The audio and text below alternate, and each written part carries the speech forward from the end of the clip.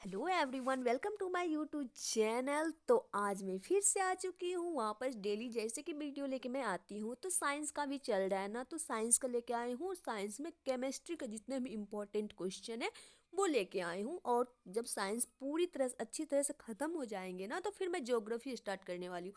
चलते हैं बिना टाइम वेस्ट किए हुए क्वेश्चन की तरफ। और हाँ, ज्योग्राफी के बाद ना हिस्ट्री का कुछ पार्ट ना एंशियंट और मिडाइवल हिस्ट्री का बचा हुआ है। तो क्योंकि मैं मॉडर्न ही शिफ्ट करवाई थी, तो मिडाइवल और एंशियंट काफ़ी करवाना बहुत ही ज़रूरी है, क्योंकि बिहार दरोगा चाहे जो भी है ना, एग्जाम में बहुत सारे एग्जाम में ना ये दोनों से क्वेश्चन तो आते ही हैं, तो वो भी मैं कंप्लीट करवाऊंगी। तो चलते हैं क्वेश्चन की तरफ। तो फर्स्ट क्वेश्चन है ना, गोताखोरों द्वारा गहरे समुद्र में सांस लेने के लिए ऑक्सीजन के साथ किस गैस को मिश्रित किया जाता है? इसका राइट आंसर हो जाएगा हीलियम। किसका मिश्रित किया जाता है? हीलियम का। गहरे समुद्र के गोताखोरों निम्न में से किस एक गैस मिश्रण का उपयोग करते हैं?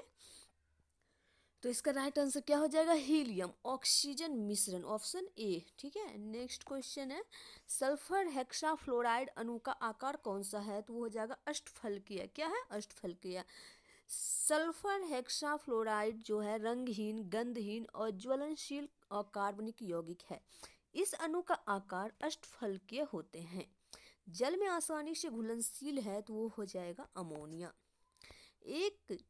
जल एक ध्रुवीय यौगिक है तथा जल के अणुओं के मध्य एक प्रबल विद्युतीय क्षेत्र होता है, जो गैसों के अणुओं में द्विध्रुव आघूर्ण प्रेरित करता है। नेक्स्ट क्वेश्चन है, निम्नलिखित में कौन सा हास्य गैस यानी कि लाफिंग गैस के रूप में प्रयुक्त होता है? तो nitrous oxide, option A. Nitrous oxide यानी कि N2O। क्या हो जाएगा?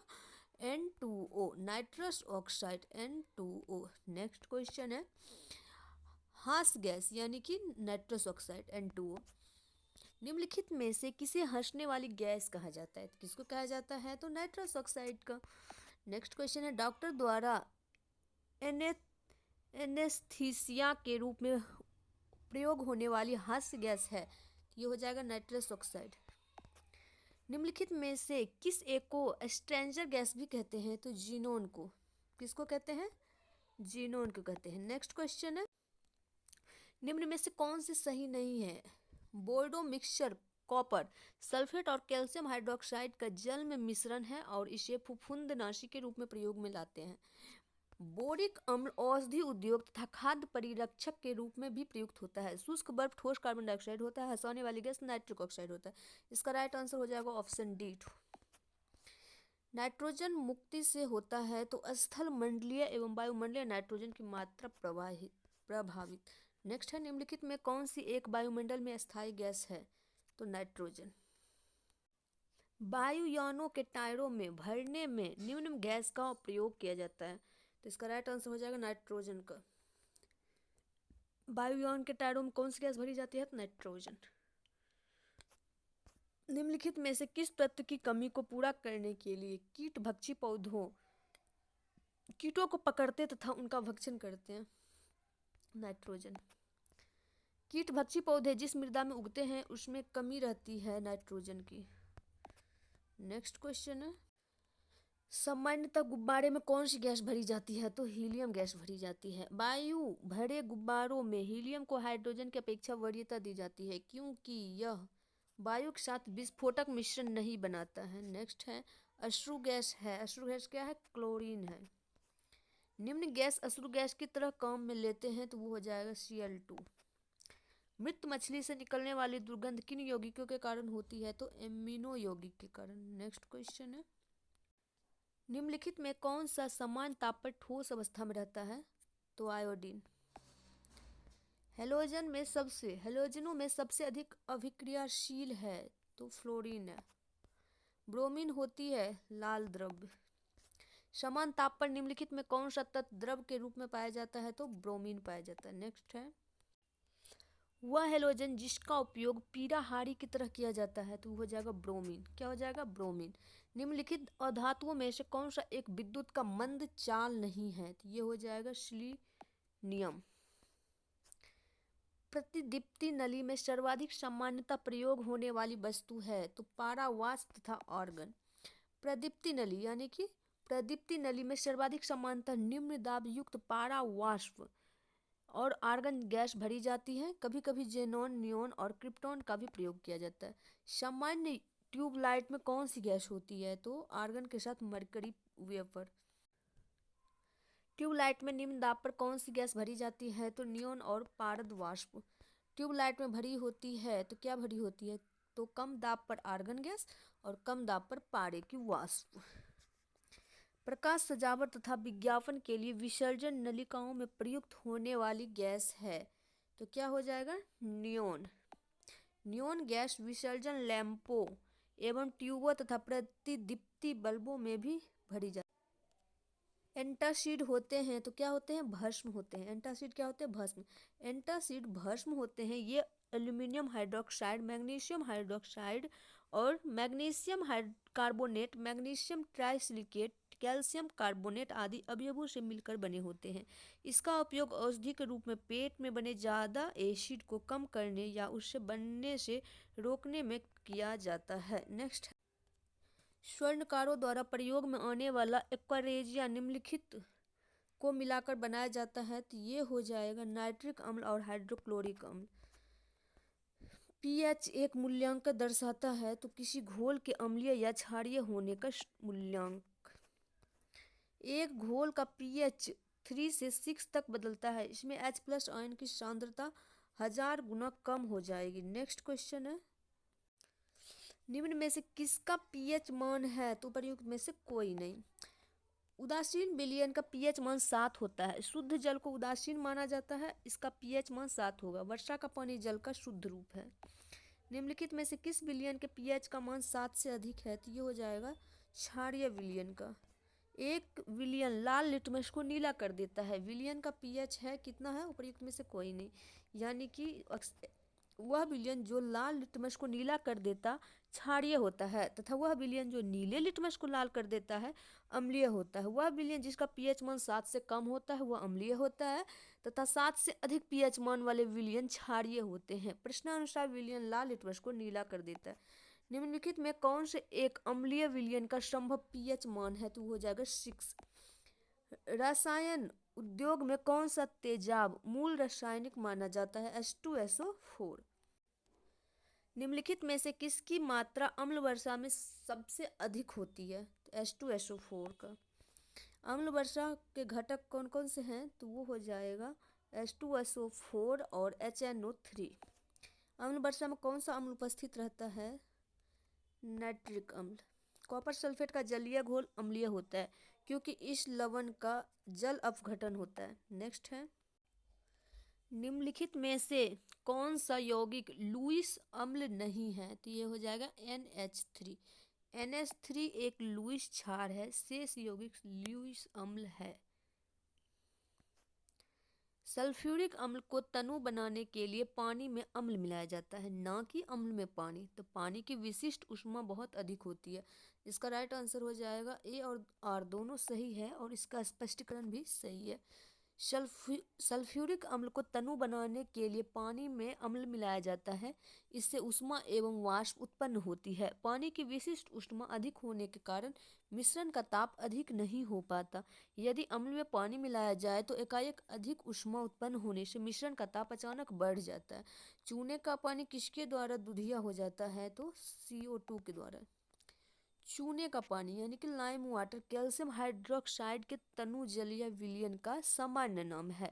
जब कार्बन डाइऑक्साइड गैस को चूने के पानी में से प्रवाहित करते हैं तो चूने का पानी दूधिया हो जाता है। जल में कार्बन डाइऑक्साइड प्रवाहित करने पर बना सोडा वाटर अम्लीय प्रकृति का होता है। नेक्स्ट है, निम्नलिखित में से किस अम्ल में ऑक्सीजन नहीं है? तो हाइड्रोक्लोरिक अम्ल। एक अज्ञात गैस जल में शीघ्रता से घुल जाता है। गैस युक्त जलीय घोल में लाल लिटमस नीला हो जाता है। यह गैस हाइड्रोजन क्लोराइड के साथ सफेद धूम्र भी देती है। यह अज्ञात गैस है अमोनिया। सूची 1 को सूची 2 से सुमेलित कीजिए तथा सूचियों के नीचे दिए गए कोड का सही उत्तर चुनिए। तो इसका राइट आंसर हो जाएगा ऑप्शन सी। बाकी ऐसे क्वेश्चन एक्सप्लेनेशन से दिखते हैं। Bleaching powder, calcium oxychloride, baking soda, sodium bicarbonate NaHCO3, washing powder, sodium carbonate Na2CO3, plaster of Paris, calcium sulphate, hemihydrate. निम्नलिखित युग्मों में कौन एक सही सुमेलित नहीं है?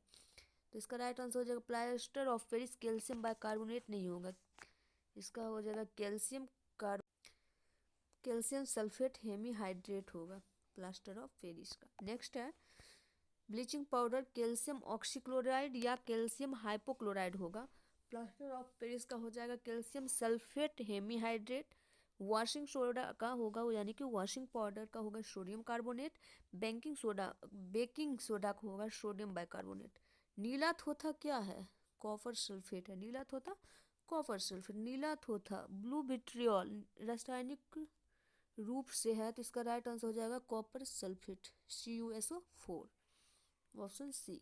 नेक्स्ट है पानी की टंकी में फंगी को नष्ट करने के लिए इस्तेमाल किया जाने वाला रसायन कौन है? Copper sulphate. सूची 1 को सूची 2 से सुमेलित कीजिए और सूचियों के नीचे दिए गए कूट का प्रयोग करके सही उत्तर चुनिए। वॉशिंग सोडा, कास्टिक सोडा, नीला थोथा और हाइपो। तो इसका राइट आंसर जो हो जाएगा, वैसे तो कूट में देखेंगे तो ऑप्शन बी होगा, बाकी एक्सप्लेनेशन देखते हैं। वॉशिंग सोडा का होता है sodium carbonate, caustic soda sodium hydroxide यानी कि NaOH होगा, और नीला थोथा का होगा CuSO4 कॉपर सल्फेट, हाइपो होगा सोडियम थायोसल्फेट। फिर आ गया सूची 1 को सूची 2 से सुमेलित कीजिए और सूचियों के नीचे दिए गए कूट का प्रयोग करके सही उत्तर चुनिए। नीला थोथा तो copper sulphate, baking soda sodium hydroxide, caustic soda और एप्सम सॉल्ट। तो एक्सप्लेनेशन देखते हैं इसका। नीला थोथा copper sulphate, Epsom salt magnesium sulphate, और कास्टिक सोडा को होगा सोडियम हाइड्रोक्साइड, बेकिंग सोडा को होगा सोडियम बाइकार्बोनेट। खाने का सोडा है क्या है? Sodium bicarbonate. बेकिंग सोडा है sodium hydrogen carbonate. Baking soda का रासायनिक सूत्र है NaHCO3। बेकिंग सोडा है NaHCO3। धोने के सोडा का रासायनिक सूत्र होगा Na2CO3 sodium carbonate, sodium bicarbonate. Washing soda या धोने के सोडा सोडियम कार्बोनेट का प्रयोग कपड़ा धोने के साबुन में होता है, इसका सूत्र होता है Na2CO3। निम्नलिखित कथनों पर विचार कीजिए। निर्जल सोडियम कार्बोनेट साधारणतः पाक सोडा के रूप में जाना जाता है। अग्निशामकों में पाक सोडा का प्रयोग होता है। विरंजक चूर्ण का उत्पादन हेस्न क्लेवर संयंत्र होता है, इसका राइट आंसर हो जाएगा 2 and 3। सूची 1 को सूची 2 के साथ सुमेलित कीजिए और सूचियों के नीचे दिए गए कूट का प्रयोग करके सही उत्तर चुनिए। कृत्रिम रूप से फलों को पकाया जाता है ethylene. Baking soda sodium bicarbonate, शीतल पेय carbon dioxide, quartz sodium silicate. घड़ियों में प्रयोग होने वाले क्वार्ट्ज क्रिस्टल होते हैं, इसका right answer silicon hydroxide. Next है निम्नलिखित में से कौन सा एक लवण सागर में सर्वाधिक पाया जाता है? तो सोडियम क्लोराइड। खाने का नमक किससे बनता है? तो सोडियम और मजबूत अम्ल और मजबूत क्षार से। यहाँ पे एसिड बेस के बारे में पूछा जा रहा था। निम्नलिखित में से किस लवण को प्रतिदिन खाद्य नमक के रूप में प्रयोग किया जाता है? इसका राइट आंसर क्या हो जाएगा? इसमें जो भी है इसका सही राइट आंसर कुछ भी नहीं है, इसलिए एक्सप्लेनेशन को पढ़ना पड़ेगा। सभी चारों विकल्प में दिए गए लवण को प्रतिदिन खाद्य नमक के रूप में उपयोग में लाया जा सकता है। ये सभी लवण आयोडीन युक्त हो सकते हैं। यदि प्रश्न में अंग्रेजी रूपांतरण पर विचार किया जाए तो समुद्री नमक को खाने की मेज पर रखे जाने वाले नमक यानी कि डाइनिंग टेबल सॉल्ट के रूप में प्रयुक्त किया जाना इसलिए असुविधाजनक हो सकता है कि इसके दाने बड़े होते हैं, अपेक्षाकृत नमी अधिक होती है। इस आधार पर विकल्प बी अविशिष्ट हो सकता है। आयोडीकृत लवण में होते हैं तो क्या होते हैं? Potassium iodide. निम्न में कौन सा एक कथन सही नहीं है? बेरियम और स्ट्रोंशियम प्रकृति में मुक्त रूप से पाए जाते हैं। विरंजक चूर्ण के लिए कौन सा कथन असत्य है? जल में अधिक विलय होता है। ब्लीचिंग पाउडर में कौन से रासायनिक यौगिक होते हैं? तो ये हो जाएगा कैल्शियम ऑक्सीक्लोराइड। जब इनो लवण को जल में डाला जाता है तो बुलबुले बनते हैं, जिसका कारण क्या हो जाएगा? CO2 gas. फोटोग्राफी प्लेट को विकसित करने में सोडियम थायोसल्फेट उपचायक की भांति उपयोग होता है। निम्नलिखित पदार्थों में कौन सा फोटोग्राफी में तथा एक एंटीक्लोर के रूप में प्रयुक्त होता है? तो ये हो जाएगा सोडियम थायोसल्फेट। फोटोग्राफी में स्थायीकरण के रूप में प्रयुक्त होने वाला रसायन हो जाएगा सोडियम थायोसल्फेट। फोटोग्राफी में स्थिर करने के रूप में प्रयुक्त होने वाला रासायनिक पदार्थ हो जाएगा सोडियम थायोसल्फेट। क्या हो जाएगा? Sodium thiosulphate. फोटोग्राफी में प्रयुक्त होने वाला हाइपोविलियन जलीय विलयन है तो सोडियम थायोसल्फेट का। फोटोग्राफी में उपयोगी तत्व हो जाएगा सिल्वर ब्रोमाइड। क्या हो जाएगा? Silver bromide. फोटोग्राफी की प्लेट पर निम्नलिखित में से किसकी परत चढ़ाई जाती है? तो सिल्वर ब्रोमाइड का। किसकी? सिल्वर ब्रोमाइड का। निम्नलिखित में किस पदार्थ का उपयोग बर्तनों को चमकीला बनाने के लिए किया जाता है? इसका राइट आंसर हो जाएगा जिंक ऑक्साइड का। नेक्स्ट है, निम्नलिखित में कौन सा कांच को गहरा नीला रंग प्रदान करता है? तो ये हो जाएगा कोबाल्ट ऑक्साइड। आयनी यौगिक में से संबंधित निम्न कथनों पर विचार कीजिए। आयनी यौगिक अल्कोहल में अविलय होते हैं। ठोस अवस्था में आयनी यौगिक विद्युत के उत्तम चालक होते हैं। इसका राइट आंसर हो जाएगा केवल एक। नेक्स्ट है, अनुकारित आदिम भूमि परिस्थितियों में निम्नलिखित में प्रादुर्भाव का सही अनुक्रम कौन सा है? Methane, hydrogen, cyanide, nitrile, amino अम्ल। इसका राइट आंसर ए होगा। नेक्स्ट है, सभी जैव यौगिक का अनिवार्य मूल तत्व है तो कार्बन। सभी जैव यौगिकों में सर्वाधिक आवश्यक मूल तत्व हो जाएगा कार्बन।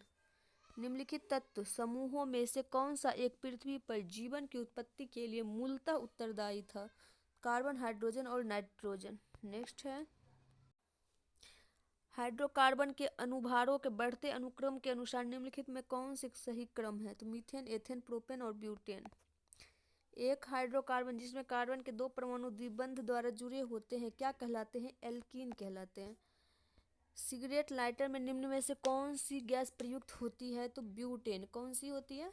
ब्यूटेन होती है।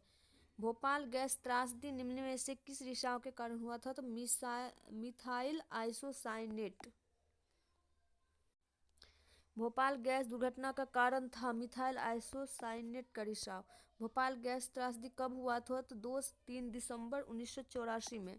छपाई में प्रयोग की जाने वाली स्याही निम्न में से किसके अपघटन से प्राप्त होती है? तो मीथेन के।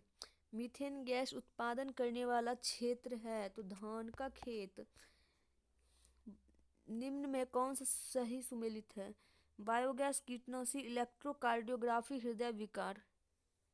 DDT गोबर, निकोटीन तंबाकू। इसका राइट आंसर हो जाएगा 2 और 4। निम्न में कौन सा रसायन फल पकाने में सहायता करता है? तो इथेफोन। कौन? इथेफोन। निम्न में से कौन सा रसायन फल पकाने के लिए उपयोग में लाया जाता है? तो इसका राइट आंसर क्या हो जाएगा? Calcium carbide. हरे फलों को कृत्रिम रूप से पकाने के लिए कैल्शियम कार्बाइड का प्रयोग किया जाता है क्योंकि यह उत्पन्न करता है एसिटिलीन। निम्न में से कौन फलों के पकने में बढ़ावा देता है? तो ये हो जाएगा एथिलीन। क्या हो जाएगा? एथिलीन। निम्नलिखित गैस मिश्रणों में कौन सा गैस वेल्डिंग के लिए प्रयुक्त किया जाता है? तो ऑक्सीजन तथा एसिटिलीन का। वेल्डिंग में प्रयोग होने वाली गैस हो जाएगा ऑक्सीजन तथा एसिटिलीन। एसिटिलीन के बारे में निम्नलिखित कथनों पर विचार कीजिए। वेल्डन उद्योग में उसका उपयोग होता है। यह प्लास्टिक का निर्माण करने में उपयुक्त एक कच्चा माल है। सिलिकॉन कार्बाइड और पानी का मिश्रण कर इसकी सुगमता से प्राप्ति होती है। इसका राइट आंसर ए होगा। बेंजीन के लिए निम्न में से कौन सा कथन सत्य है? तो ये हो जाएगा इसमें 12 सिग्मा और 3 पाई बंद होते हैं। तो आज के लिए इतना ही और मिलेंगे नेक्स्ट वीडियो में। तब तक के लिए bye, take care, all the best. Video पसंद आए तो वीडियो को लाइक कर दीजिएगा और चैनल को सब्सक्राइब तो ज़रूर कीजिएगा। Thanks for watching. Bye bye, take care.